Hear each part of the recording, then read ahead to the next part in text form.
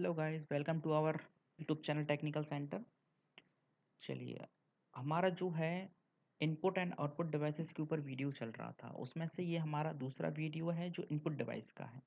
हमने पहले काफ़ी इनपुट डिवाइस देख लिए हैं, उसमें से अब आगे बढ़ते हैं और जो रह गए हैं वो हम कंप्लीट करते हैं। चलिए, हमारा जो है OMR शीट तक हो गया था, मतलब आपने ऑप्टिकल मार्क रिकॉग्नाइजेशन पढ़ लिया था। इसके बाद हमारा जो है वो आता है बारकोड रीडर। देख पा रहे हैं, ये बारकोड होता है और ये रीडर होता है। इसके थ्रू इसको पढ़ा जाता है और इन्फॉर्मेशन को बाहर निकाला जाता है ना। ये एक विशेष प्रकार का कोड होता है जो कई खाली एवं ब्लैक कलर की जो लाइन है, वर्टिकल लाइन है, उनको बार बोलते हैं, उनसे मिलकर के बना होता है। देख पा रहे हो? इसकी हेल्प से किसी भी वस्तु की प्राइस, स्टॉक संख्या आदि आप आसानी से प्राप्त कर सकते हो। बहुत आसानी से आपको मिल जाएगा। ज़्यादातर जो है इनका सबसे ज़्यादा उपयोग डिपार्टमेंटल स्टोर आदि में किया जाता है, जैसे बड़े बड़े मॉल्स वगैरह में किया जाता है। आप बहुत सारा सामान खरीद लीजिए, तो वहाँ जो बिल करने वाला होता है, बिलिंग करता है, वो आपके प्रोडक्ट से MRP देख कर नहीं लिखेगा। वो क्या करता है, इस बारकोड के थ्रू इस रीडर से उसको रीड करता है और उसके पास जेन्युइन रिपोर्ट कंप्यूटर में फीड हो जाती है। वहाँ से वो आपको बिल निकाल करके दे देता है। ये आपने बहुत देखा होगा, इससे आप अच्छे से परिचित होंगे। ये कहलाता है आपका बारकोड। इसी को, इस मशीन को बोलते हैं बारकोड रीडर। ये है बारकोड, ये है बारकोड रीडर। आगे बढ़ते हैं, अगला है आपका QR कोड।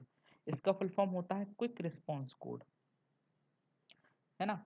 इसमें यह एक स्क्वायर बारकोड होता है। ये आपको हमेशा स्क्वायर शेप में ही मिलेगा, कोई और शेप में आपको ये नहीं मिलेगा, वर्ग शेप में ही मिलेगा। जो सबसे पहले जापान में जो ऑटोमोटिव इंडस्ट्रीज हैं, उनमें इसको विकसित किया गया था और वहीं पर इनको यूज़ किया गया था सबसे पहले।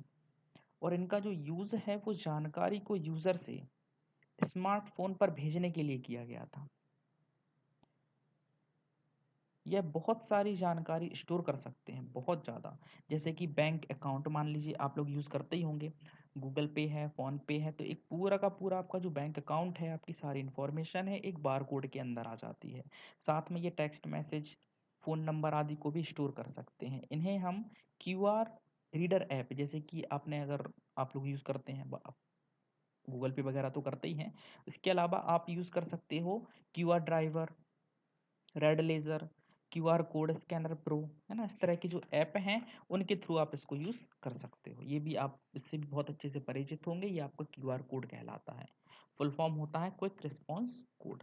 ये होता है कोड और इसको इन डिवाइसेस के माध्यम से पढ़ा जाता है, स्मार्टफोन से, या फिर आप इससे पढ़ सकते हो। आगे बढ़ते हैं, अगला जो है आपका जॉयस्टिक। आपका अगला इनपुट डिवाइस है जॉयस्टिक। यह डिवाइस वीडियो गेम खेलने में काम आता है। एक बहुत आसान डिवाइस होता है। इसके माध्यम से स्क्रीन पर जो भी उपस्थित ऑब्जेक्ट है, डिज़ाइन है, उसको हैंडल से पकड़कर चलाया जा सकता है। इसका यूज़ बच्चों द्वारा कंप्यूटर पर गेम खेलने के लिए किया जाता है। वैसे कंप्यूटर पर सारे गेम्स कीबोर्ड के थ्रू खेले जाते हैं, लेकिन कुछ गेम जो बहुत स्पीड के साथ खेले जाते हैं, उसमें इनका यूज़ किया जाता है। ये होती हैं जॉयस्टिक। आप एक छोटा-सा रिमोट देख रहे हैं, इसमें भी ये छोटे जो बटन दिख रहे हैं, ये आपके जॉयस्टिक हैं, जो ऑब्जेक्ट को आगे, पीछे, लेफ्ट, राइट मूव कराने के काम आते हैं। उसको जंप कराना है, अलग बटन आपका काम करता है। ये जॉयस्टिक होते हैं। साथ में आपने हेलीकॉप्टर वगैरह में अगर देखा हो, तो वो एक स्टिक को पकड़ के ही सारा का सारा वो कंट्रोल करते हैं। पूरा कंट्रोल उनके पास इस स्टिक के थ्रू ही होता है, इसको जॉयस्टिक बोला जाता है। आपने अल्ट्रासाउंड जो मशीन होती हैं, उनमें देखा होगा, जब वो टेस्टिंग करते हैं, तो वो जो स्टिक उनके पास होती है, उसको भी जॉयस्टिक बोला जाता है। ये आपके पास एग्जाम्पल है। और भी जगह आपने देखा होगा तो बताइएगा आप लोग, है ना। अगला अपने पास इनपुट डिवाइस है ट्रैक बॉल। यह माउस के जैसा एक पॉइंटिंग डिवाइस होता है। देख पा रहे हैं, माउस के जैसे ही लग रहा है ना, जो माउस की तरह कार्य करता है। इसमें एक उभरी हुई, या फिर यूं कहें एक्सपोज्ड बॉल होती है। ये देख रहे हो, रेड कलर की, ये बॉल होती है, तथा बटन होते हैं, है ना। इसे उपस्थित गेंद को, है ना, अंगूठे की सहायता से, इस बॉल को अंगूठे की हेल्प से मूव कराया जाता है। अभी तो आप देख रहे हो फिंगर से, लेकिन इसको मोस्टली अंगूठे की हेल्प से यूज किया जाता है। और साइड में जो बटन लगे होते हैं, इनको उंगलियों से प्रेस किया जाता है। इसकी बनावट के आधार पर इसे उल्टा रखा हुआ माउस भी बोल सकते हैं। इसे माउस की तरह घुमाने की ज़रूरत नहीं होती है, इसलिए यह माउस की अपेक्षा कम जगह घेरता है। इसे सामान्यतः लैपटॉप, देख रहे हो लैपटॉप का ये बटन देख रहे हो छोटा-सा, ये भी ट्रैक बॉल है ना?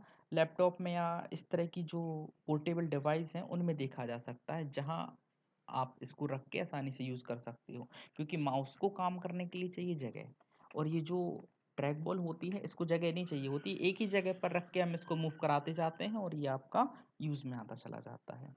चलिए आगे बढ़ते हैं। अगला है आपका लाइट पेन, देख पा रहे हैं? है ना? इसका यूज़ कंप्यूटर स्क्रीन पर कोई चित्र या ग्राफिक बनाने के लिए किया जाता है। देख रहे हो? डायरेक्टली हम जैसे ड्राइंग करते हैं, तो हम माउस पकड़ के इस कर्सर के थ्रू ड्राइंग करते हैं। लेकिन एक तरह के पेन भी आते हैं कि डायरेक्ट आप रखिए और उनसे सीधा आप ड्राइंग करना शुरू कर दीजिए। ये देखिए, इनमें एक ऑप्टिकल लेज़र होता है ना? उसी की जैसी टेक्नोलॉजी होती है, जैसे जो डिस्प्ले स्क्रीन पर ऑब्जेक्ट के सिलेक्शन के लिए होती है। इसके द्वारा बनाया गया कोई भी ग्राफिक्स कंप्यूटर पर स्टोर किया जा सकता है और आवश्यकता के अनुसार उसे एडिट या मॉडिफाई भी हम कर सकते हैं। बहुत आसान होता है इसका यूज़ करना। ये भी क्या है, आपका इनपुट डिवाइस है, लाइट पेन होता है। या फिर आप अगर लाइसेंस वगैरह आपने बनवाया हो, ज़मीन की आजकल रजिस्ट्री वगैरह हो रही है, उसमें भी इस तरह के पेन का ही यूज़ होता है कि वो अंदर इस केबल के थ्रू, यूएसबी पोर्ट के थ्रू अपने सिस्टम से जोड़ कर रखते हैं और बाहर इस पेन को रख देते हैं, और आपके जो सिग्नेचर होते हैं, यूँ कहें डिजिटल सिग्नेचर जो होते हैं, वो उसी के थ्रू आपके बन जाते हैं, इसमें स्टोर हो जाते हैं, फिर आप उनको कहीं भी यूज़ कर सकते हो। तो अभी आपने यूज़ किया होगा लाइसेंस जब बनाने जाते हैं, और जब लास्ट मीटिंग होती है तब यूज़ होता है, जब ज़मीन वगैरह की रजिस्ट्री वगैरह होती है तब इनका यूज़ होता है। इनसे ही आपके साइन लिए जाते हैं, वो डिजिटल साइन होते हैं। ठीक है, आगे बढ़ते हैं। अगला जो अपना इनपुट डिवाइस है वो है आपका ग्राफिक्स टैबलेट, देख पा रहे हैं? ग्राफिक्स टैबलेट बोलते हैं, या फिर आप बोल सकते हो डिजिटाइजर टैबलेट, देख रहे हो? ये डिजिटाइजर टैबलेट, या फिर इसी को ग्राफिक्स टैबलेट बोलते हैं। इनका सबसे अच्छा एग्जांपल आज की डेट में है स्मार्ट बोर्ड, जिन पर हमारी क्लास चलती है ना? और ये इनका जो यूज़ है, हाथों के द्वारा लिखे गए अक्षरों को सीधे कंप्यूटर में इनपुट करने के लिए किया जाता है। देख रहे हो आप? डायरेक्ट आपने कुछ ड्रॉ किया और सीधा सिस्टम के अंदर पहुंच गया। यह माउस या पेन के साथ एक ड्राइंग सरफेस होता है। देख रहे हो? माउस भी है, माउस के जैसा पेन है, और ये एक ड्राइंग सरफेस है। इसमें तारों का एक जटिल नेटवर्क होता है। मतलब कहने का ये है कि जो स्क्रीन है, इस पर जो पिक्सल होते हैं, उन पर रखकर इसको चलाया जाता है, तभी ये वर्क करता है। इसको आप कहीं भी रख के नहीं चला सकते। इसको एक स्पेशल सरफेस की ही ज़रूरत पड़ती है, तभी ये काम करता है। जो माउस या पेन की स्पीड के फलस्वरूप होता है, तथा इसे कंप्यूटर को भेजना होता है, और इसका डेटा वो कलेक्ट कर लेता है, और इसके फलस्वरूप आप देख पा रहे हो कितना अच्छा ड्राइंग आपके सामने है। स्मार्ट बोर्ड वगैरह में भी सारा का सारा डेटा ऑटोमेटिकली स्टोर होता चला जाता है। ये एग्जांपल होता है आपका किसका, ग्राफिक्स टैबलेट का या फिर डिजिटाइजर टैबलेट का। ठीक है, आगे बढ़ते हैं।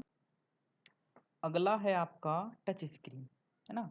इसमें एक प्रकार की स्क्रीन होती है, जिसकी हेल्प से यूज़र किसी पॉइंटिंग डिवाइस की बजाय अपनी उंगलियों का यूज़ करता है। देख रहे हो? डायरेक्ट वो उंगली से टच कर रहा है उसको, ना कि किसी पॉइंटिंग डिवाइस से, ना कि वो ग्राफिक्स टैबलेट के अंदर यूज़ किया जाने वाला पेन है या फिर डिवाइस है, ना ही वो आपका लाइट पेन है। वो डायरेक्ट किससे यूज़ कर रहा है उसको? उंगलियों से यूज़ कर रहा है। समझ पा रहे हैं इसको? है ना? ये देखिए। ठीक है, तो ये उंगलियों का यूज़ करके स्क्रीन पर मेन्यू या ऑब्जेक्ट को सिलेक्ट करता है। जैसे अपने एटीएम वगैरह मशीन होती हैं, उनमें मेन्यू खुलते चले जाते हैं, वैसे ही आप अपने आपने लैपटॉप वगैरह देखे होंगे, उनमें भी आप यूज़ करते हैं इसका। ठीक है, सिलेक्ट करते हैं ना। और टच स्क्रीन को वे यूज़र, है ना, जिन्हें कंप्यूटर की बहुत अधिक जानकारी नहीं है, या वो ठीक से कंप्यूटर चलाना नहीं जानते हैं, वे भी इसे आसानी से यूज़ कर सकते हैं। लेकिन यह कंप्यूटर में बड़ी मात्रा में डेटा इनपुट करने में हमारी हेल्प नहीं कर सकता। अगर हम कोई बड़ा डेटाबेस बनाएं, तो हम इसमें डायरेक्ट बड़ा डेटाबेस नहीं बना सकते, सिर्फ हम इसमें छोटे छोटे ऑपरेशन कर सकते हैं। सामान्यतः जो इसका यूज़ है, मोबाइल फ़ोन का टच स्क्रीन हो गया, टैबलेट हो गया, एटीएम मशीन हो गया, है ना, पाम टॉप हो गया, इनमें इसका बहुत अधिक यूज़ होता है। आप लोग मोबाइल में जैसे यूज़ करते हो तो टच स्क्रीन एक प्रकार का क्या है, इनपुट डिवाइस ही है आपका। चलिए आगे बढ़ते हैं। अगला जो हमारा है इनपुट डिवाइस वो है आपका voice recognition device. Voice recognition device में आपका आता है, सबसे पहले तो आता है माइक्रोफोन, मतलब माइक्रोफोन ही आता है उसमें, माइक जिसको हम बोलते हैं आज की डेट में, ये आता है उसके अंतर्गत, है ना। इस डिवाइस से कंप्यूटर में डेटा यूजर द्वारा सीधे बोलकर शब्दों के द्वारा इनपुट किया जाता है। वर्तमान में जो है इन डिवाइसेस का यूज जो ऑफिस होते हैं, कार्यालय होते हैं, उनमें बहुत होने लगा है, जहाँ कंप्यूटर को, है ना, ध्यान से सुनिएगा, कंप्यूटर को स्टेनोग्राफर के स्थान पर बोलकर दिए गए टेक्स्ट को टाइप कर अधिकारी को देना होता है। जो आपका स्टेनोग्राफर होता है, उसको जब सामने वाले की वॉइस को टाइप करके देना होता है तो उसमें टाइम लगता है ना। लेकिन इस डिवाइस के माध्यम से कंप्यूटर ने उस स्टेनोग्राफर की जगह ले ली है। मतलब ये अपने डायरेक्ट सुनता चला जाएगा, स्टोर करेगा और डेटा सीधा का सीधा सामने वाले को भेज देगा। ये इसका फ़ायदा होता है। आजकल जैसे आपके पास एग्जांपल है, एलेक्सा हो गया, ओके गूगल हो गया ना, ये क्या है, आपके वॉइस रिकॉग्निशन डिवाइस में आते हैं, जो डायरेक्टली आपके द्वारा बोले गए डेटा को सुनकर, समझकर और उसका आउटपुट आपको प्रोवाइड कराते हैं। चलिए आगे बढ़ते हैं। अगला आपका इनपुट डिवाइस है डिजिटल कैमरा। ये रहा डिजिटल कैमरा। डिजिटल कैमरा यह एक ऐसी मोबाइल आधारित डिवाइस है जो किसी चलचित्र, है ना, इमेज, व्यू आदि को स्टोर करने के काम आती है। इसके माध्यम से हम किसी भी व्यू को स्टोर करके या फिर स्टोर करते समय हम उसका जो व्यू है, पिक्चर है, सीधा कैमरे स्क्रीन पर देख सकते हैं। यह एक बहुत छोटे आकार का इनपुट डिवाइस होता है, जिसे आसानी से एक जगह से दूसरी जगह ले जाया जा सकता है। आजकल के जो कैमरे हैं उनमें काफ़ी अच्छा रेजोल्यूशन आने लगा है, काफ़ी अच्छे मेगापिक्सल आने लगे हैं, काफ़ी अच्छी जो मेमोरी कैपेसिटी है वो आने लगी है। आजकल इन सभी, मतलब जो हैं स्मार्टफोन वगैरह, उन सब में इसका यूज होता है। ये बहुत अच्छा इनपुट डिवाइस माना जाता है, जैसे कि आपका सामने ये दिख रहा है, क्या है, डिजिटल कैमरा। तो ये थे गाइज हमारे जो इनपुट डिवाइस हैं बेसिक, जो ज़्यादातर पूछे ही जाते हैं, तो ये हमारे थे। अगर इनके रिगार्डिंग आपको कोई डाउट है कहीं और आपको लगता है कि और इनपुट डिवाइस होने चाहिए, वैसे तो ये सेलेक्टेड थे, और भी हैं इसके अलावा, तो आप बताइएगा तो मैं उस पर भी आपको वीडियो बनाकर दे दूंगा। लेकिन मुझे नहीं लगता कि इनके अलावा आपको ज़रूरत पड़ेगी, क्योंकि मोस्टली यही यूज़ किए जाते हैं। अगर आपको ये वीडियो अच्छा लगा है तो इसको लाइक करिए, चैनल को सब्सक्राइब करिए। चलिए मिलते हैं अगले वीडियो में। Bye, have a nice day guys.